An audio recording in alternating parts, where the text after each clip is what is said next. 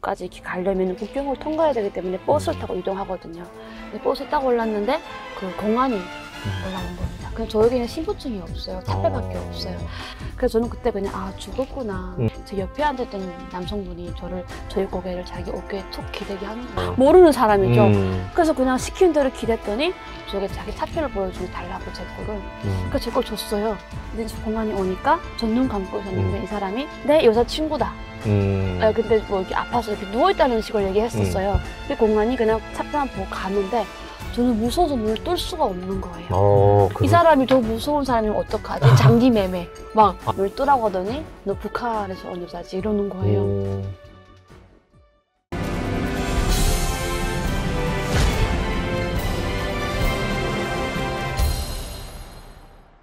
여러분 안녕하십니까, 김영호입니다. 최근에 북한에서 이제 탈북하는 기순하는 그런 일들이 이어지고 있습니다. 또 북한의 김주애가 후계자가 될 것이다 이런 얘기도 좀 나오고 있고 북한 소식들이 좀 궁금해져서 오늘 북한 관련된 두 분을 좀 모시고 얘기를 나누겠습니다. 김금혁 전 보훈부 장관 보좌관 그리고 김가영 통일부 통일교육 강사님입니다. 어서 오십시오. 안녕하세요. 안녕하세요. 예, 반갑습니다. 먼저 간단하게 자기소개를 좀 해야 이제 얘기가 시작이 될 것 같아요. 먼저 우리 부장관님. 예. 네, 안녕하세요. 형호살롱 시청자 여러분. 2012년에 한국으로 온 김금혁이라고 합니다. 91년생이고요. 평양 출신입니다. 아, 2015년에 12년에 왔습니다. 12년에 예. 91년생. 네. 예. 네. 예. 앞부분에서 나이까지 밝히니까 아니. 네. 나이 안 밝혀도 됩니다. 예. 안녕하십니까. 저는 2013년에 북한 백두산에서 서울로 이사 내려온 북한 에미나이 김가영입니다. 반갑습니다. 에미나이요? 네. 에미나이는 여성을 뜻하는 말인가요? 네, 조금 우리 한국 분들이 에미나이라는 그 약간 비하적 발언은 아니고 조금 북한에서는 그런데 여기서는 에미나이라고 하면 그렇게 좋아하시더라고요. 왜냐면 그래요? 예, 그나마 북한 여성을 만났다라고 생각하시더라고요. 그래서 예. 그래서 잘 모르겠습니다. 제가 그런 부분 잘 모르는데 어쨌든 우리 이제 여성 PD들에게 이 에미나이야 이러면은 저한테 뭐라고 막 할 것 같은데. 그렇죠. 북한에서는 그게 편한 용어군요. 네, 그 여성을 네, 이제 가리키는. 북한에서는 그렇게 하거든요. 아, 알겠습니다. 김 에미나이? 아, 근데 그거를 그렇게 뭐라고 해야 돼? 공식적인 자리에서는 에미나이라고 하면은 조금 너무 그리고 사적인 자리에서만 사적인 자리에서만 에미나이라고 하죠. 남자는 뭐라고 부릅니까? 남자는 동무동지라고 하죠. 아, 그냥 네네. 동무동지 이름을 안 부릅니까? 뭐 금역동지 아니면 금역동무라고 하죠. 그냥 금역씨라고는 안 하나? C자라는 발음은 조금 자본주의 상징이어가지고요. C라는 표현을 잘 안 했었어요. 최근에 이제 C라고 부르면 이제 그 반동문화수상 배국법에 의해서 잡혀가죠. 진짜요? 네, 그 평양 문화보호법을 이제 북한이 만들어가지고요. 네. 청년 학생들 사이에서 남한 드라마를 많이 보고 그 영향 때문에 그 남한 말투를 사용하는 것이 이제 그 너무나 빈번해지다 보니까 그것을 차단하기 위해서 이제 오빠라든가 무슨 씨라든가 뭐 데이트라든가 등등의 그런 한국에서 자주 사용되는 단어를 사용할 시 이제 강한 처벌을 내리는 그런 법령이 새로 만들어졌습니다. 그 기사를 제가 얼마 전에 본 적이 있어요. 그러니까 이제 뭐 오빠라든지 뭐 언니 뭐 이런 호칭을 그러니까 동무라는 표현, 동지라는 표현 말고 그런 표현을 쓰면은 뭐 처벌받는다 이런 얘기인데 실제 그렇군요. 네, 실질적으로 작년에 넘어온 친구들한테 제가 증언을 들어보니까 그것 때문에 교화형에 간 친구들도 여럿 있다고 했고요. 교화형에. 네, 그리고 매우 강도 높은 사상투쟁을 통해서 아예 그 정신 상태를 탈탈 터는 그런 탈곡기 수준까지도 지금 청년들이 그렇게 스스로 표현을 하고 있거든요. 완전히 지금 탈탈 털고 있다, 청년들을. 근데 이제 이거는 여러 사람들 앞에서는 이제 그렇게 뭐 동무 동지를 쓸 수 있지만 가족이나 아니면 이제 뭐 연인 관계 뭐 사적이잖아요. 누가 알겠어요. 뭐 내 파트너가 고발하지 않는 한 그쪽 그런 사적인 관계에서는 충분히 뭐 오빠 뭐 이렇게 쓸 수도 있고 뭐 이름을 그냥 이름만 부를 수도 있고 뭐 그러지 않나요? 충분히 그렇죠. 저 같은 경우에도 뭐 북한에 있던 애인이랑 뭐 자기야라는 표현도 자기야? 사적에서는 썼었고요. 밖에 나가서는 일체 아예 그냥 입을 딱 닫고 근데 이게 살았죠. 습관이 돼가지고 이제 보면은, 자기야 부르는데 갑자기 옆에 사람인데도 자기야 이렇게 무시적으로 그게 우리처럼 편하게 자기야가 아니라 정말로 가끔에 한 번씩 이벤트식으로 이벤트식으로 자기야라고 했지 우리처럼 편안한 분위기에서 늘 나오는 그런 멘트는 아니었습니다. 그래요? 자기야라는 표현은 굉장히 남조선식의 자본주의에 찌든 그렇죠. 그 뭐라고 부르는가? 일단 불순분자? 불순분자. 사사바람 뭐 이런 거죠. 자본주의 상징적인 언어죠. 보좌관님도 자기야라는 표현을 좀 쓰셨어요? 몰래? 저는 결혼을 한 지 얼마 안 돼서요. 결혼했을 때도 써요. 여보야 대신에 자기야라고 부른 사람들. 뭐 한국에서 결혼했으니까 제 네. 와이프한테 자기야라고 부르지만 북한에는 제 자기야는 없었습니다. 네. 북한에서는 연애를 안 했다. 네, 알겠습니다. 알겠습니다. 근데 아까 그 백두산에서 넘어온 에미나이라고 얘기를 했는데 네. 이거 탈북 경로를 여쭤봐도 되는지 모르겠습니다. 이게 뭐 루트가 공개될 경우에는 사실 이제 그 이후에 그 루트가 차단되잖아요. 그렇죠? 언론에 알려질 그렇죠, 경우에. 아무래도, 그래서 네. 이제 보통 이제 탈북하신 분들이 이제 그 루트를 비밀에 붙이는 경우가 많은데 그럼 저는요, 근데 북한에 있을 때 라디오 들으면서 왜 그 라디오 출연하는 탈북민들이 루트를 얘기를 안 해주는지 너무너무 속상했습니다. 네, 그랬기 때문에 저는 한국에 어느 순간부터 루트를 물어보면은 언제든지 얘기해줬습니다. 아니 그게 막히잖아요.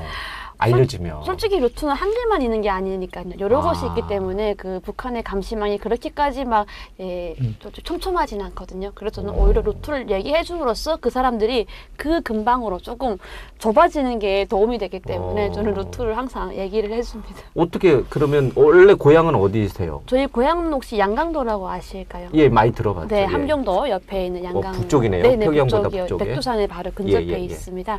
그 양강도는 압록강 국경이 예, 예. 되어 있다 보니까 압록강 경로에서 저 중국으로 갈 수밖에 없거든요. 그렇죠. 여기 네. 뭐 밑으로 내려와 가지고 휴전선이나 이런 쪽을 네, 넘어오기는 불가능하고. 불가능하죠. 예, 예. 그래서 압록강을 도강을 해야 되는데 압록강이 워낙 높다 보니까 그곳에서 조금 촘촘하게 보초가 서 있는 곳은 경비가 심한 곳은 못 가고 조금 산 쪽으로 가면은 경비가 없어요. 그쪽에는. 그러다 보니까 산을 한 3개 정도 타야 되는 거예요. 밤에? 네, 밤에. 그래서 저희가 한 6시 정도에 출발했는데 강릉에 딱 도착하니까 새벽 4시인가 됐더라고요. 그러니까 산만 저희라고 말씀하셨는데 그럼 몇 명이 같이? 저랑 저희 사촌 언니랑 이모랑 이렇게 3명이서. 3명이서 네네.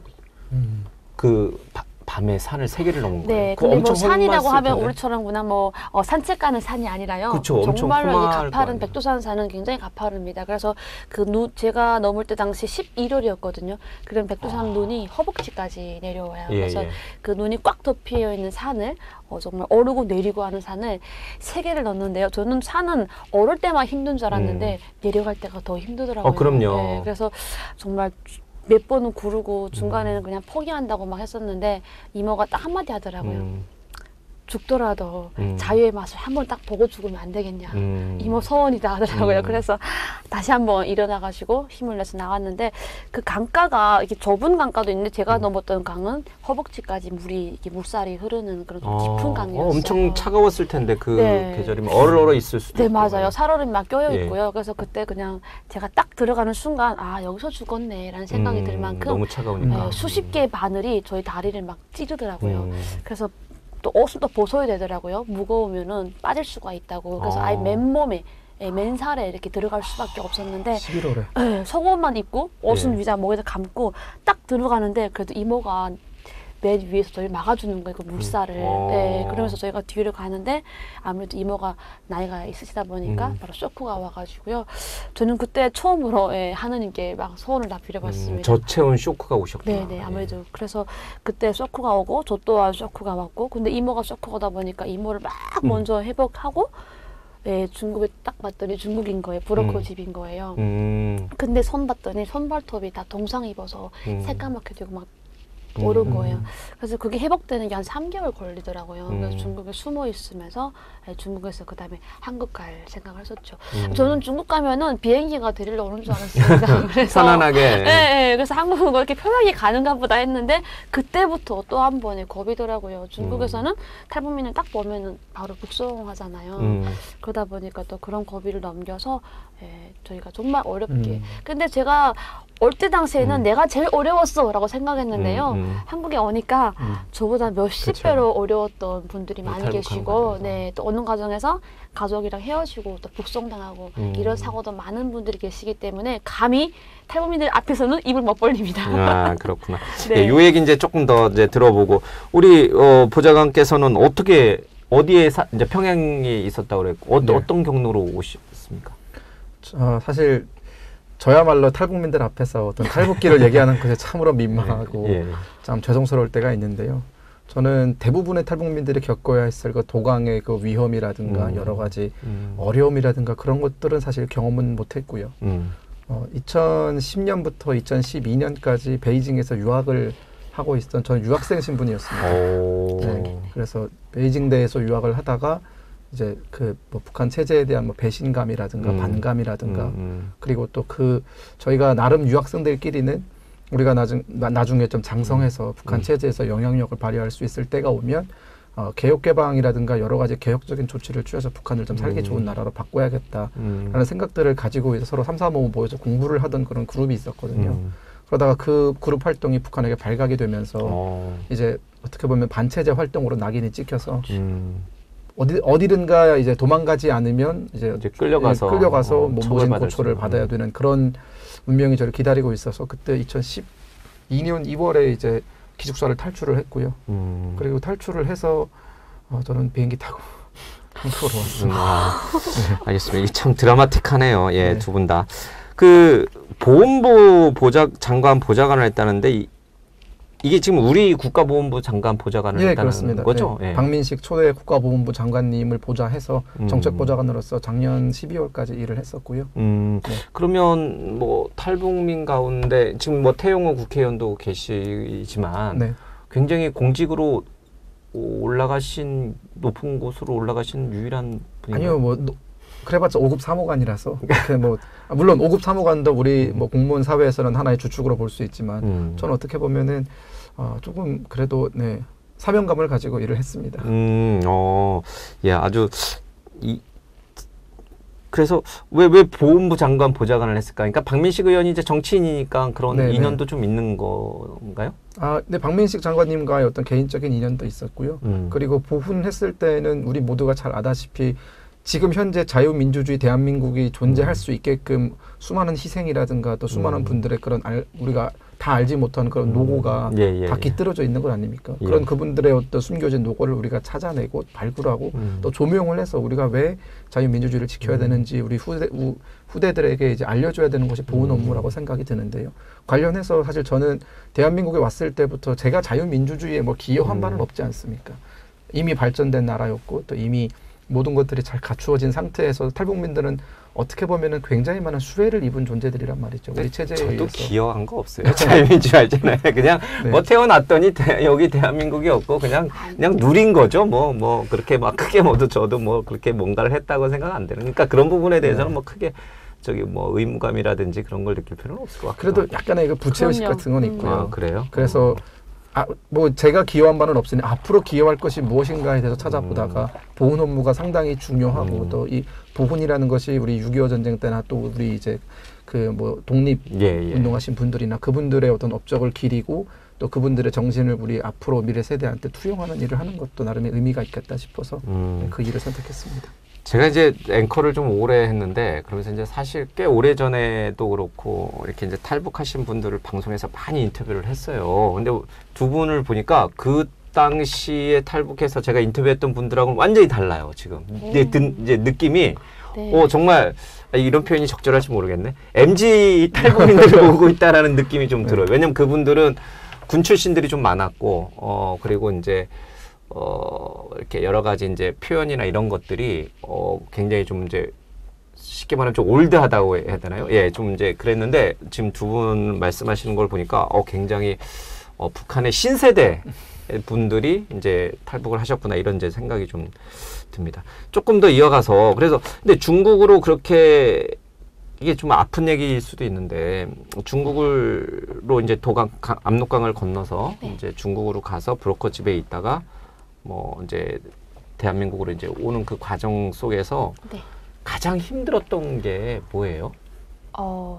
아무래도 이게 목숨과 관련되어 있는 게 아닐까 발각될 싶어요. 위험? 예, 발각되면은 저만 죽는 게 아니라 북송되었을 때 북한에 남아있는 모든 가족들이 다 죽기 때문에 아니 탈북하는 순간 북한에 남아있는 가족들도 다 처벌받지 않아요? 그래도 그 처벌 수위를 따진다고 하면은 조금 처벌 수위가 낮죠. 근데 잡히는 순간은 한국행위라는 것이 확정이 되기 때문에 그때부터는 처벌이 정치범으로 넘어갑니다. 그러면은 정치범 수용소라든가 아니면 공개처형까지 가기 때문에 좀 그 가족에 대한 두려움이 가장 컸어가지고 제 손에는 항상 한쪽 손에는 면도칼, 한덕소에는 그 수면제 200알이 있었거든요. 그러니까 이렇게 들고 오다가 정말 잡히면 우리 3명 다 먹고 죽자라는 마음으로 네, 저희가 왔었기 때문에 좀 아니 이렇게 아름다우신 외모와 다르게 굉장히 독한 성격을 갖고 계시네요. 왜냐면 저희 그 집안이 그냥 솔직히 뭐 북한 정권에서 예, 출세도 못하고 뭐 이런 집안이면 또 괜찮겠지만 저희가 돌아갔을 때 모든 사람들이 그 자리를 내려놓고 예, 저희 때문에 한다는 건 너무도 미안한 일이었기 때문에요. 그래서 그렇게 저희가 했는데 가장 제가 그 정말 수많은 일들이 있었지만 위험한 고비도 많았는데 중국에서는 항상 이런 그 감시 통제를 북한이랑 거의 비슷하다 할 정도로 하더라고요. 왜냐면 중국에서도요? 네, 매 역마다 신분증 검사하고 차표 검사하고 이런 거는 예, 정말 거의 습관화되어서 중국 사람들은 당연시 보여주는데 저 같은 경우에는 중국은 좀 괜찮겠지라고 생각을 안도했음을 냈는데 그래도 중국도 똑같다는 것을 느끼고 그 다음부터 압박감이 오더라고요. 그런데 제가 그 중국 버스에 탔는데 한국까지 이렇게 가려면 국경을 통과해야 되기 때문에 버스를 타고 이동하거든요. 근데 버스에 딱 올랐는데 그 공안이 올라온 겁니다. 근데 저에게는 신분증이 없어요. 차표밖에 없어요. 근데 그때 당시에 이모랑 언니 저 3명 다 따로따로 탔었거든요. 그래서 저는 그때 그냥 아 죽었구나. 정말 붙잡혔구나. 예, 그래서 이 자리에서 이걸 지금 어떻게 사용을 해야 되나 막 이런 고민을 하고 있을 때였는데 제 옆에 앉았던 남성분이 저희 고개를 자기 어깨에 톡 기대게 하는 겁니다. 그래서 아 중국 사람이 모르죠 무슨 사람인지도 그러니까, 네, 모르는 사람이죠. 그래서 그냥 시키는 대로 기댔더니 저게 자기 차표를 보여주면서 달라고 제 거를 그래서 제 걸 줬어요. 근데 공안이 오니까 전 눈 감고 있었는데 이 사람이 막 뭐라 하더니 딱 한마디만 알아들었어요. 내 여자친구다. 근데 뭐 이렇게 아파서 이렇게 누워있다는 식으로 얘기했었어요. 그 공안이 그냥 차표만 보고 가는데 저는 무서워서 눈을 뜰 수가 없는 거예요. 이 사람이 더 무서운 사람이면 어떡하지? 장기 매매. 막 중국에는 그런 사람들이 많다고 하지 않습니까? 호의를 베푼 사람이 오히려 더 위험한 사람일 수 있다. 그렇죠. 그래서 눈 뜰 수가 없는데 눈을 뜨라고 하더니 너 북한에서 온 여자지 이러는 거예요.